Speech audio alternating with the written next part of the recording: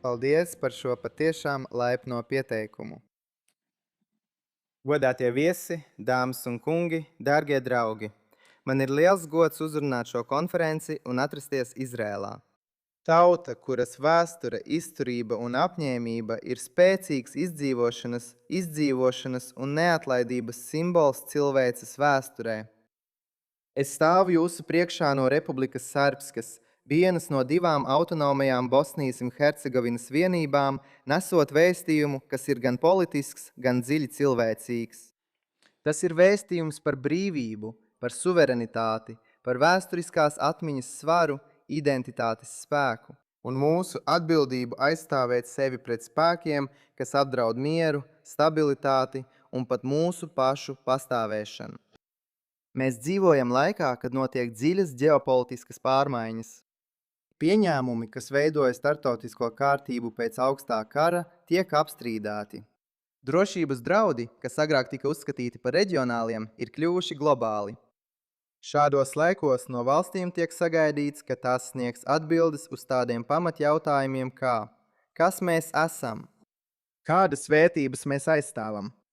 Kādas mācības mēs esam guvuši no vēstures un cik tālu mēs esam gatavi iet, lai saglabātu savu brīvību? Izraēla ir saskārusies ar šiem jautājumiem kopš savas pašas dzimšanas, būdama ielenkta naidīguma, atkārtot izaicināta no tiem, kuri apšaubīja ne tikai tās politiku, bet arī pašas tiesības pastāvēt. Izraēla ir parādījusi kaut ko ievērojamu, ka valsts var palikt demokrātiska, inovatīva, pārtikusi un brīva, pats saskaroties ar pastāvīgiem drošības draudiem. Ebreju tauta gadsimtiem ilgi ciešot vajāšanas ir iemācījusies, ka izdzīvošanai nepieciešams spēks, vienotība, pašpārliecinātība un skaidra izpratne par atšķirību starp labo un ļauno. Starp tiem, kas vēlas līdzās pastāvēšanu un tiem, kas vēlas iznīcināšanu. Izraēlas stāsts mums māca svarīgu mācību, kas dziļi rezonē ar serbu tautu Republikā Srpskā. Tautām nekad nevajadzētu kļūt par pasīviem vēstures vērotājiem, kamēr citi lemj viņu likteni. Our histories. Mūsu vēstures ir atšķirīgas, tomēr starp mūsu pieredzēm ir pārsteidzošas līdzības. Gan ebreju, gan serbu tauta ir piedzīvojusi iznīcības, vajāšanu, pārvietošanas, demonizācijas periodus, kā arī mēģinājumus izdzēst vai pārrakstīt mūsu vēsturisko pieredzi. Abi sapratām, ka vēsturiskā atmiņa nav sloks, bet gan nepieciešamība. Abi sapratām, ka brīvību nevar uzticēt citiem, un abi sapratām, ka suverenitāte nav abstrakts juridisks jēdziens, bet gan būtisks nosacījums politiskai un nacionālai izdzīvošanai. Brīvība mums nekad nav tikusi dāvināta kā dāvana, tā vienmēr ir iegūta ar upuriem. Un brīvība nav kaut kas, kas tiek piešķirts vienreiz un nodrošināts uz visiem laikiem. Tā pastāvīgi jāaizstāv politiski, morāli, institucionāli un, kad nepieciešams, arī fiziski. Katrai paaudzei ir jānopelna tiesības to saglabāt un ar godu nodot nākamajai paaudzei. Iespējams, nekur citur šī kopīgā izpratne nav tik redzama kā 20. gadsimta traģēdijās. Ebreju tauta cieta holokaustā. Serbu tauta cieta genocīdu neatkarīgajā Horvātijas valstī. Tādās vietās kā Jasenovaca, viens no šausmīgākajiem koncentrācijas nometnēm okupētajā Eiropā, kur 700 000 serbu, ebreju un romu tika sistemātiski iznīcināti tikai tāpēc, kas viņi bija. Upuri piederēja dažādām kopienām, bet ļaunums, kas viņus skāra, bija viens un tas pats. 20. gadsimts deva gan ebrejiem, gan serbiem sāpīgu mācību. Naids sākas ar vārdiem, turpinās ar diskrimināciju un beidzas ar vardarbību. Ceļš uz Aušvicu un ceļš uz Jasenovacu tika bruģēts jau ilgi pirms pirmie upuri tur nonāca. Kopīgās ciešanas radīja sapratnes saikni, kas turpinās līdz pat šai dienai.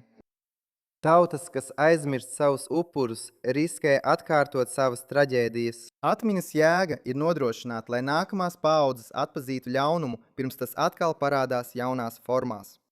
Serbu tautai atmiņas par Jasenovacu nav tikai atgādinājums par to, kas notika Otrā pasaules kara laikā. Tas ir arī atgādinājums, ka 90. gadu konfliktā bija tādi, kas centās turpināt to, kas tur bija iesākts. Viņi centās mūs fiziski iznīcināt. Šodien daži cenšas sasniegt līdzīgus mērķus ar politiskiem līdzekļiem, vājinot mūsu institūcijas un mūsu identitāti, kā arī liedzot mums mūsu konstitucionālās tiesības. Vēsture maina savas metodes, bet nevienmēr savus nodomus. Pēc šausminošiem 7. oktobra uzbrukumiem bija saprātīgi sagaidīt vispārēju nosodījumu no visām pasaules demokrātiskajām sabiedrībām. Tomēr daudz viet pasaulē, tostarp Bosnijas musulmaņu vairākuma reģionā Bosnijā, mēs bijām liecinieces kaut kam dziļi satraucošam. Centieni relativizēt slaktiņu, attaisnot tā izdarītājus vai pat sagrozīt realitāti, attēlojot upurus kā apsūdzētos. Tā vietā, lai vienoti nostātos nevainīgo civiliedzīvotāju pusē, kuri tika nogalināti, nolaupīti, spīdzināti un terorizēti, daudzi izvēlējās ideoloģisku solidaritāti ar izdarītājiem. Demonstrācijas, kas tika pasniegtas kā politiskā viedokļa izpausmes, bieži vien pārgāja atklātā naidā pret Izrēlu un dažos gadījumos arī pret pašiem ebrejiem. Serbu republika ir izvēlējusies citu ceļu. Mūsu institūcijas, politiskā vadība un mūsu tauta saprot Izraēlas drošības bažas, jo mēs atzīstam vienkāršu principu. Neviena tauta nevar izdzīvot, ja no tās tiek sagaidīts, ka tā pacietīs tos, kuri vēlas to iznīcināt. Un neviena valsts neizdzīvos, ja tai būs jālūdz saviem ienaidniekiem atļauju pastāvēt. Mēs, serbu tauta, paliekam stingri apņēmušies saglabāt savu identitāti un īstenot tiesības, kas mums garantētas ar Dejtonas miera līgumu un mūsu konstitūciju. Gadu desmitiem citi ir mēģinājuši noteikt, kas ir serbi, ko pārstāv Republika Srpska un kādai jābūt mūsu vietai Bosnijā un Hercegovinā. Mēs noraidām šādu pieeju. Mūsu konstitūcija nosaka mūsu pozīciju. Mēs nepieļausim, ka to nosaka tie, kuri mūs demonizē. Tā ir mūsu tiesība noteikt savu identitāti, savu likteni, savas vērtības un savu nākotni. Tautas, kas atsakās no tiesībām pašas sevi definēt, galu galā atsakās arī no tiesībām pašas sevi pārvaldīt. Šis princips ir īpaši svarīgs mums Bosnijā un Hercegovinā. 30 gadus pēc Dejtonas miera līguma, kas izbeidza karu, Bosnija un Hercegovina joprojām ir valsts, kas cīnās ar suverenitātes, leģitimitātes un demokrātiskās atbildības jautājumiem. Pārāk bieži starptautiskā sabiedrība atzīst tikai politisko krīžu sekas Bosnijā un Hercegovinā, ignorējot to cēloņus. Un tā nav vienīgā vieta uz planētas, kur tas notiek. Realitāte ir tāda, ka Bosnija un Hercegovina joprojām ir vienīgā valsts mūsdienu Eiropā, kurā neievēlēts ārvalstu amatpersona nepatiesi apgalvo, ka viņam ir pilnvaras uzspiest vai grozīt likumus, atcelt ievēlētus pārstāvis no amata, mainīt konstitucionālos noteikumus un sodīt politiskās partijas, kamēr pilsoņiem tiek liekta jebkāda tiesība apstrīdēt šādus lēmumus tiesā. Daļa mūsu pieredzes ir neiedomājama demokrātiskās sabiedrībās. Piemēram, vēlēšana noteikumi tika mainīti tieši vēlēšanu dienā. Konstitucionālā iekārta tika grozīta, lai mākslīgi veidotu valdošās koalīcijas. Demokrātiski ievēlēti amatpersonas tika atstādināts no amata, izmantojot politiski motivētu procesu, kas nebija balstīts uz konstitūciju. Politiskās partijas tika finansiāli sodītas ārpus parastajām demokrātiskajām procedūrām. Šī persona grozīja krimināla likumdošanu, lai sauktu pie atbildības ievēlētus politiskos līderus par atteikšanos izpildīt lēmumus, ko uzspieda šādi ārvalstu amatpersonas. Dāmas un kungi, šāda prakse būtu neiedomājama Izrēlā, Amerikas Savienotajās valstīs vai jebkurā citā Eiropas valstī. Jā, tās bieži tiek attaisnotas kā nepieciešamas, kad tās tiek piemērotas Bosnijā un Hercegovinā. Kad Republika Srpska iebilst pret šādu praksi un šādiem briesmīgiem pasākumiem, mūs attēlo kā dumpiniekus, kas grauj Bosniju un Hercegovinu. Republika Srpska konsekventi iestājās par dialogu, konstitucionālo kārtību un Dejtonas miera līguma ievērošanu. Mēs uzskatām, ka ilgspējīgi risinājumi var rasties tikai ar iekšēju vienošanos, nekad ar ārēju uzspiešanu. Aiz konstitucionālajām debatēm slēpjas vēl viens izaicinājums, kas prasa godīgu pārdomu. Grūtības, ar kurām šodien saskaras Bosnija un Hercegovina, nevar pilnībā izprast, neņemot vērā radikālo islāmistu kustību mantojumu, kas ienāca valstī kara laikā 90. gados. Tūkstošiem ārvalstu mudžahidu ieradās no tuvajiem austrumiem, Ziemeļāfrikas un Āzijas, un daudzi izvēlējās palikt tur arī pēc konflikta beigām. Daži pat ieguva pilsonību tur. Tīkli, ko viņi izveidoja, nepazuda vienkārši līdz ar miera līguma parakstīšanu. Viņu ideoloģiskā ietekme saglabājās vēl ilgi pēc kara, veidojot daļu Bosnijas sociālās un politiskās ainavas.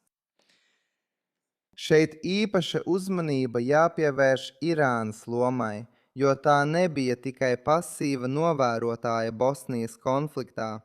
Irānas militārās struktūras, izlūkdienesti, padomdevēji un saistītās organizācijas kara laikā Bosnijā bija ļoti plaši pārstāvētas.